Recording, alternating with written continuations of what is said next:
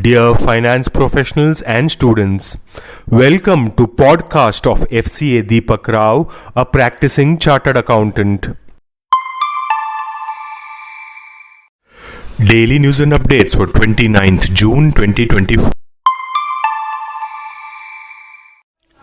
ITC Ltd has overtaken Britannia Industries for the first time to become the second largest listed packaged foods company by sales in India, behind Nestle.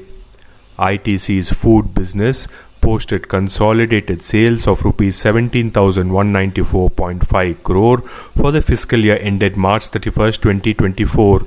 The company, that owns brands such as Aashirvaad atta, Bingo potato chips, and Sunfeast biscuits in the segment, said in its latest annual report.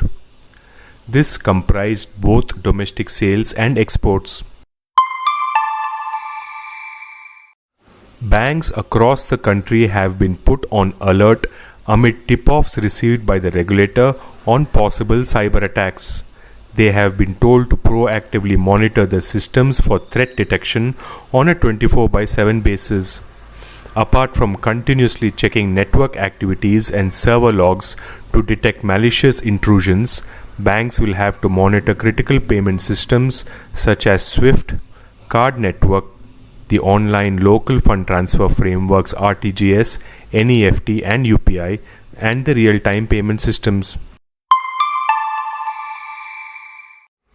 Private lenders such as HDFC Bank, ICICI Bank, Kotak Mahindra Bank and Axis Bank have raised lending rates on personal loans by 30 to 50 basis points in the past few months after the Reserve Bank of India increased the risk weighting for such loans to 125% from 100% in November 2023.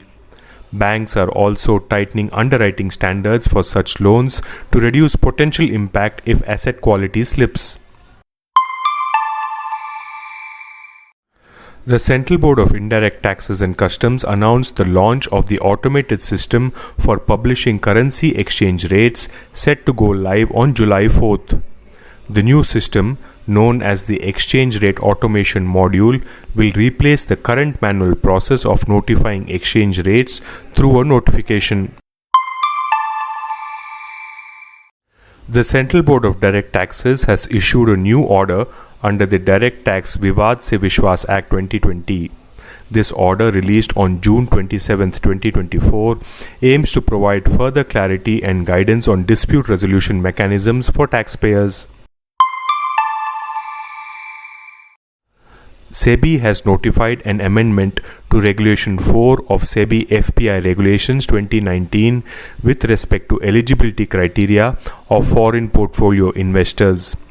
SEBI has now notified the conditions for non-resident Indians, overseas citizens of India, or resident Indian individuals to be the constituents of the FPI applicant.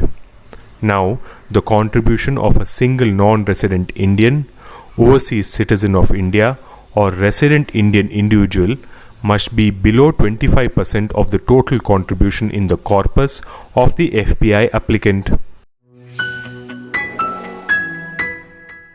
This podcast is sponsored by Sound of CA. We share because we care. Vande Mataram, Jai Hind.